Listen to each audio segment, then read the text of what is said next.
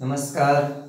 या प्रॉब्लेममध्ये Mahindra and company ही कंपनी जी आहे तिने 50,000 इक्विटी शेअर्स विक्रीला काढले आहेत आणि एका शेअरची दर्शनी किंमत आहे 100 रुपये आणि कंपनी 100 रुपयालाच शेअरची विक्री करणार आहे. त्या 100 रुपयापैकी अर्जासोबत मागवणार आहे 25 रुपये. अलॉटमेंटच्या वेळी म्हणजे वितरणाच्या वेळी मागवणार आहे 30 रुपये.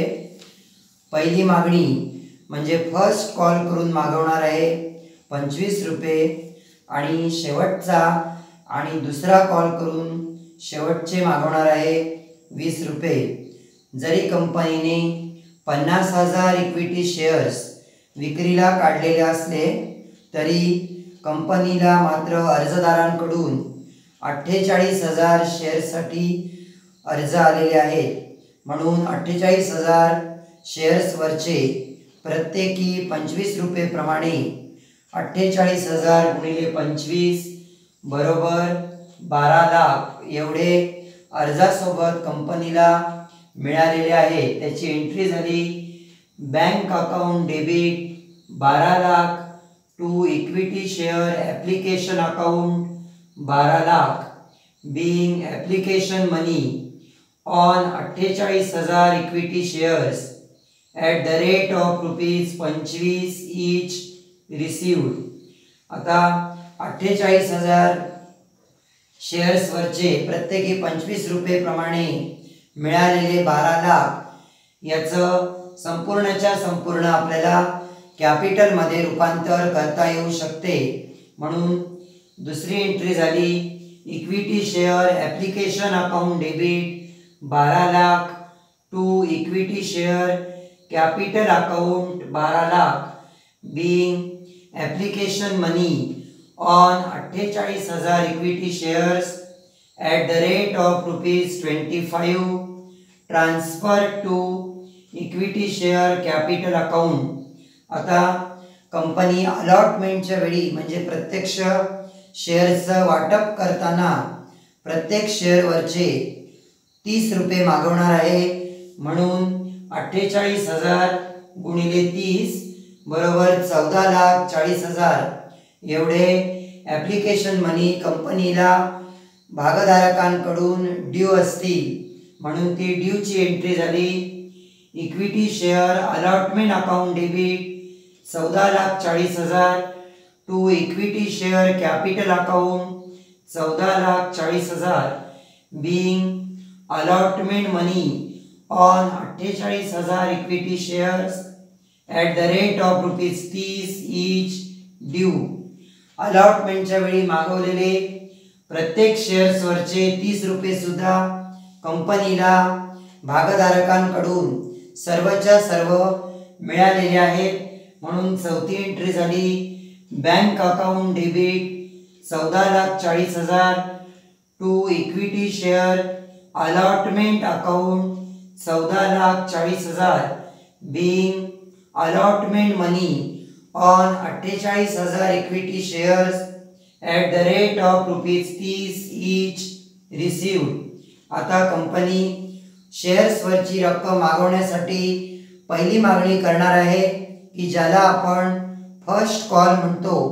तर फर्स्ट कॉल करताना कंपनीने शेअरच्या दर्शनी मूल्य जे 100 आहे त्या 100 पैकी 25 रुपये मागवलेले आहेत.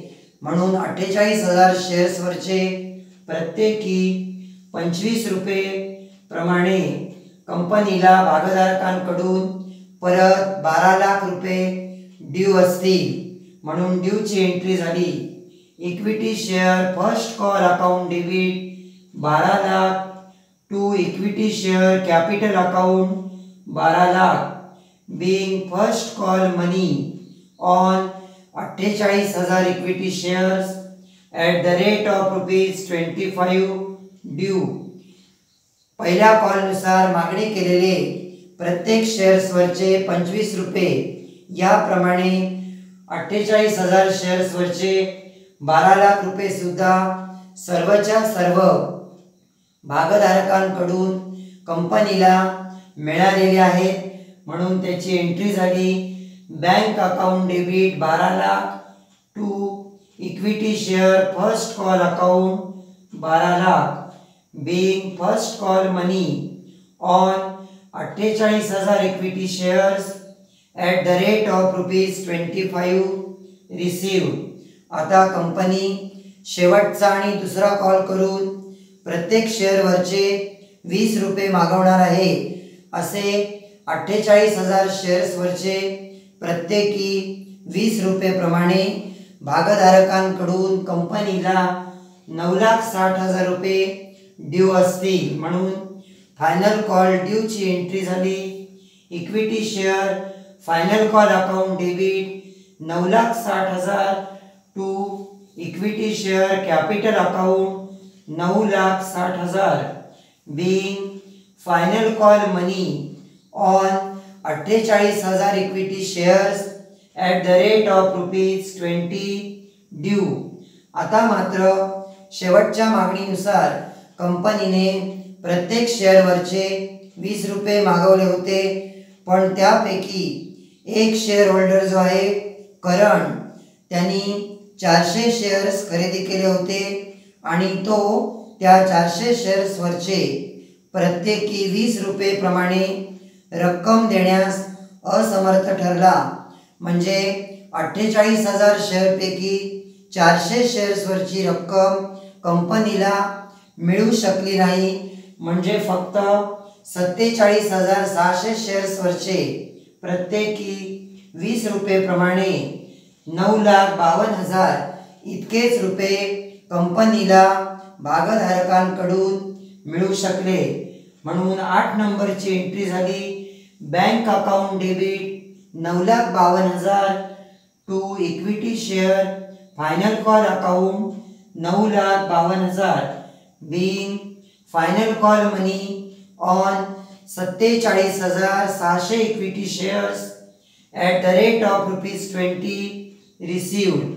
आता जो करण नावाचा शेअर होल्डर आहे की ज्यांनी 400 शेअर्स खरेदी केले होते, तो शेअर होल्डर फायनल कॉलचे रुपये देऊ शकला नाही. 400 शेअर वरचे प्रत्येकी 20 रुपये प्रमाणे 8,000 रुपये तो देऊ शकला नाही.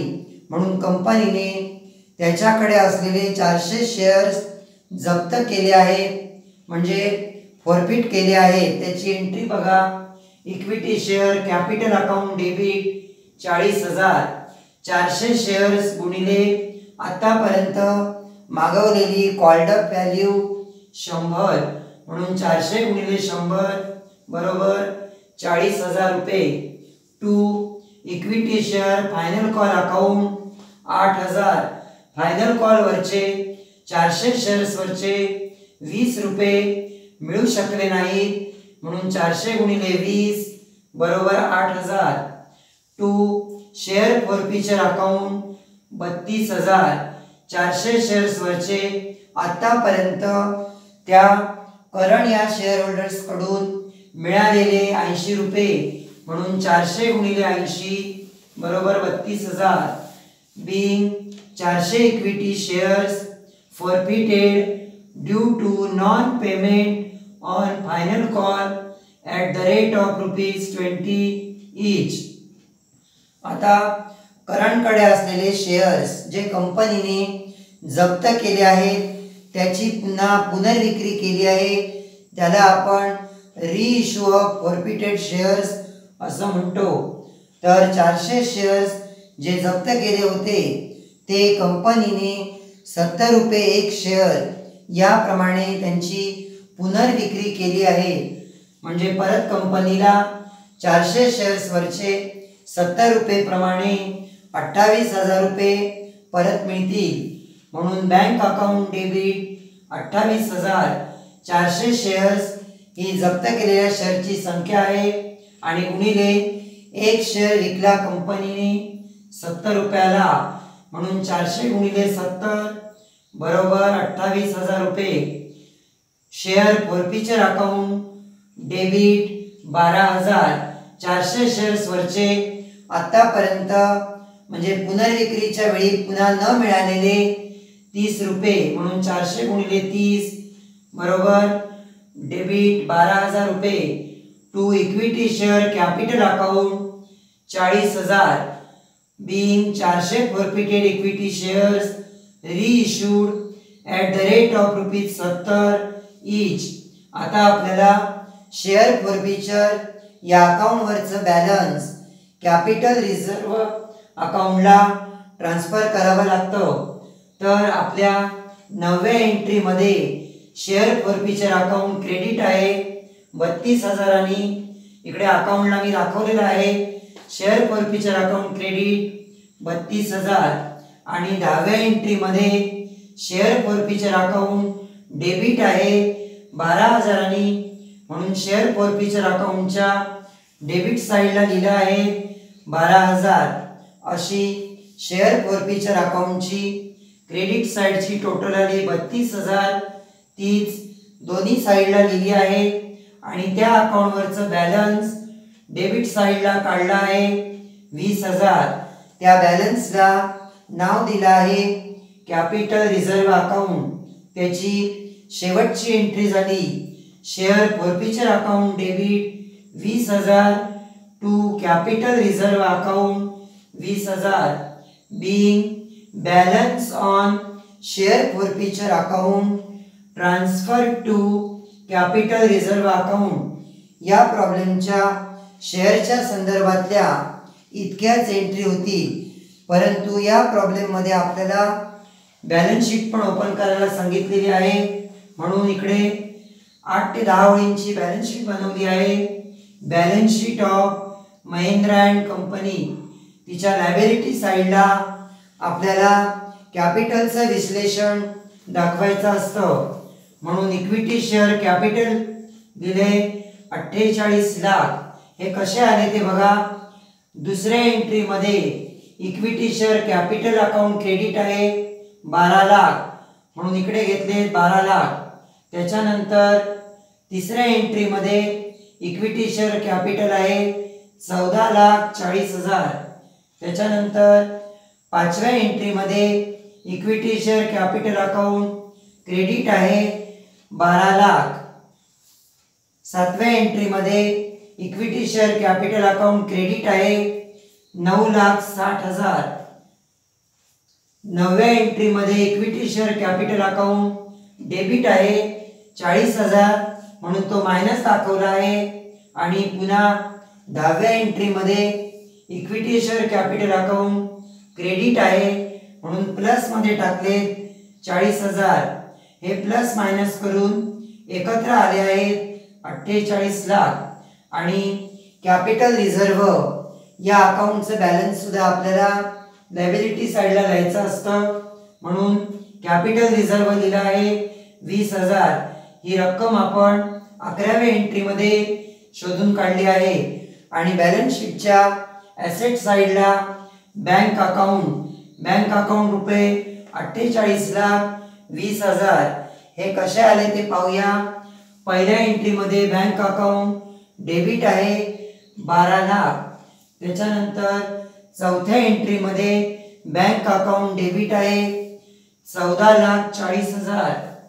6व्या एंट्रीमध्ये बँक अकाउंट डेबिट आहे 12 लाख. 8व्या एंट्रीमध्ये बँक अकाउंट डेबिट आहे 9,52,000. आणि 10व्या एंट्रीमध्ये बँक अकाउंट डेबिट आहे 28,000. या सर्व अमाऊंटची बेरीज करून ॲसेटला बाहेरच्या कॉलममध्ये ठेवले आहेत 48 लाख 20,000. अशा पद्धतीने बॅलन्स शीटची टोटल आली आहे 48 लाख 20,000.